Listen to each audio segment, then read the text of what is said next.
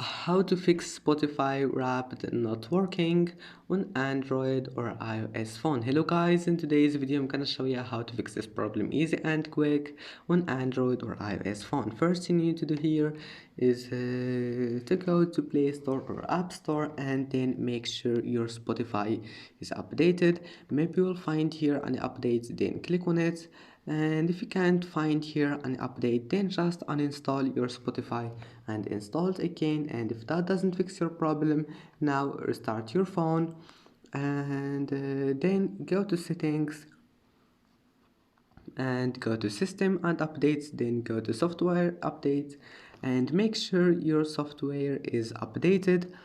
And if you find here an update, then just update your software, and that's it. Don't forget to like and don't forget to subscribe, and see you in the next video.